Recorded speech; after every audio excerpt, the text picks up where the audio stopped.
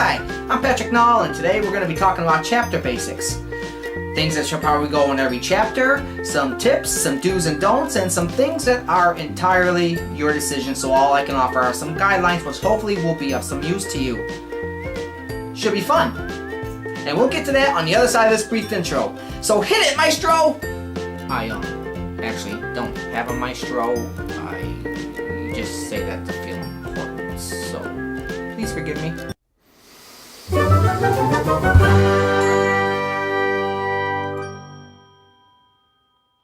Hey, welcome back. Books are made up of chapters, which are made up of individual scenes. So if you write enough scenes, which then form chapters, you can eventually write a whole book. Pretty simple, right? Thank you, Captain Obvious. But if you look closely, you'll notice that all chapters have certain similarities in common.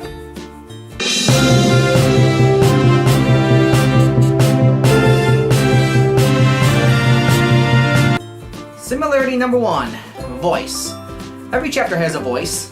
It's just a vehicle for how the author chooses to tell their particular story, but what form that voice takes depends on your needs and what you're trying to accomplish. See, one of the most important decisions you can make is your voice, because it not only affects the tone of the story, but it affects what your characters know, and it affects what your readers know. And there are three voices in fiction. There's first-person voice, second-person voice, and third-person voice. First person is a deep point of view and always uses words like I, me, and my. For example, I tried to do my homework, but thoughts of Stephanie filled my head. I wondered if I had buried her deep enough and if I would possibly get away with her murder. Yeah, I'm sadistic that way. There are advantages and disadvantages to first person. Some advantages are that it mirrors real life. Because as people, we often experience things from our point of view only. So in that way, it feels a lot natural. So for example, Ed could be down the street watering his lawn, but if we don't look out the window, we can't see that, and so we don't know that from our perspective. We also can't feel a chance to feel angry if we don't look out the window, because you maybe realize that Ed hasn't returned his gardening shears to you that he borrowed 4 months earlier. So you miss a chance at inner conflict if you don't look out the window in first person. It made sense in my head. Also, being in one person's head for the entire length of the novel also creates intimacy, empathy, and believability.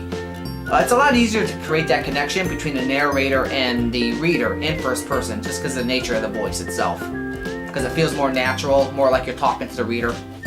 Some other disadvantages of first person voice are you can't dramatize a scene if your main character isn't there to witness it. So, for example, if you're writing a story and your main protagonist is female, and your story is written in first person, you can't dramatize an argument between the girlfriend's boyfriend and her parents that live a couple blocks away if she's not there to witness it.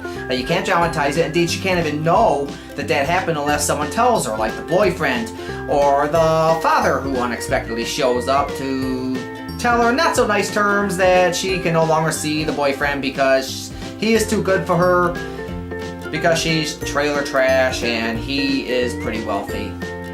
Or some other stereotypical nonsense like that.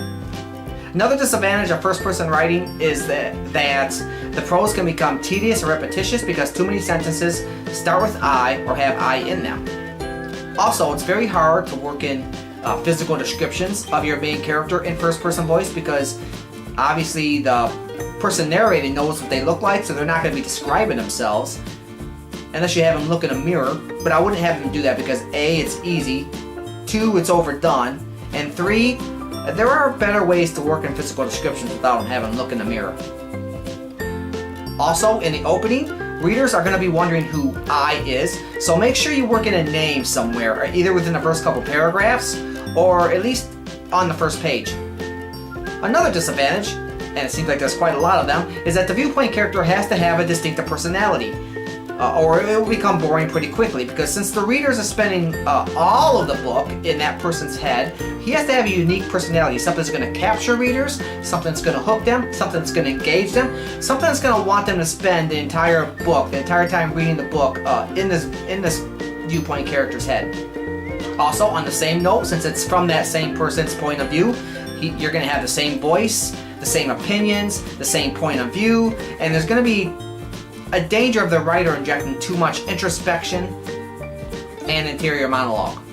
Beginning writers often gravitate toward first-person voice, probably because they think it's more natural and because it's just easier to write that way because they get to inject their own thoughts into the narrative. But that's a catch-22 because while it does seem easier to write that way, it's also very, very difficult to pull off effectively. So my suggestion to you is if you really want to write in first-person voice, to study the masters. Study the people who did first-person voice really well. Try to emulate them and try to adapt their writing, their tactics to your own writing. Second-person voice uses you and your. And I wouldn't recommend using this voice. It is very rarely used because it's very hard to write effectively because the very nature of the voice creates distance. It gives the impression of someone standing outside the events as they narrate them, so it creates a loss of empathy and immediacy. Third person uses pronouns like he, she, it, and they. And there are two types of third person limited and third person omniscient. Third person limited is where the narrator only knows details about one character and only what he or she thinks, because they can't possibly know what the other characters are thinking or feeling. Whereas third person omniscient, the narrator knows everything about the world and everything about the characters, and often in the same scene they'll hop from one character's head to another. And I wouldn't do this. This is generally referred to as head hopping. Head hopping is bad. Now, not to say that it can't be done. There are writers out there who have done head hopping very, very well. But in general, head hopping creates a loss of connection between the reader and the narrator because the reader doesn't know who to root for. If you're jumping from John to Mary to Bob to Sue within the same scene, they don't know who the main character is. They don't know who they can anchor themselves onto to root for, to sympathize with, to have empathy with. And so that's why a lot of writers don't use third-person omniscient. If you're a beginning writer, I would not use it at all either. I would just stick with third-person limited or first-person. Third-person's advantages and disadvantages are pretty much the opposite of first-person's. There is less intimacy and relatability in third-person, but there's also more growth for there's also more opportunities for growth and depth because you get to write scenes from multiple points of views without the character in them, thus being able to unpack more of the story. So which voice should you choose for your stories, either first person or third person? Ultimately, that is up to you, but it all boils down to intimacy versus depth. If you want your readers to feel more connection with your main character, more empathy, more intimacy, and you like the ease of writing that first person affords, and I would go with first person.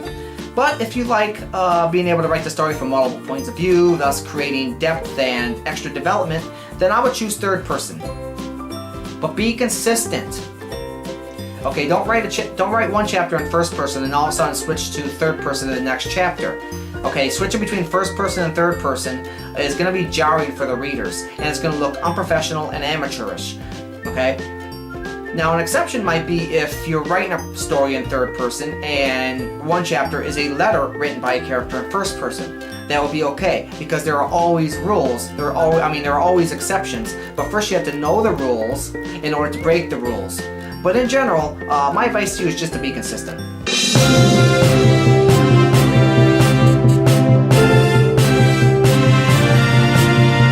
Similarity number 2. All chapters have a POV. Wait, didn't we just cover that in the voices section? Yes, partly. But what I covered there was first, second, and third voices. What I want to cover here is what viewpoint character should you choose for each chapter. I mean, logic would dictate that you would choose the main character, right? But not necessarily. No, this only works for third person. If you're writing in first person, sorry, you're stuck with that character for the entire length of the novel. So how do you choose a character to be your viewpoint character for each chapter?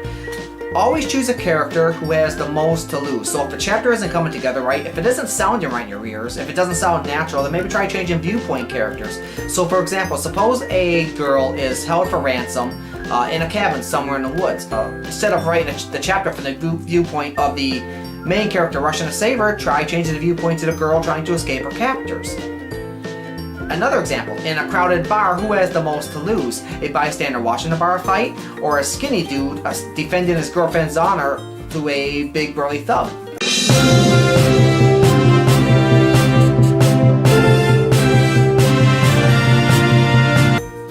Similarity number 3.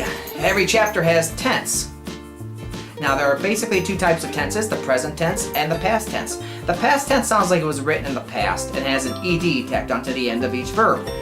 He picked up his school books. She turned to face him. Whereas the present tense sounds like it was written in the present and has an s tacked onto the end of each verb. He picks up his school books. She turns to face him. This is another important decision about which tense to use, either past tense or present tense. So how do you know which one to use? Again, the decision is entirely up to you, but for first-time writers, I would suggest using past tense. Why? Because it's just prevalent in today's society. It's on the news, it's in newspapers, it's in magazines.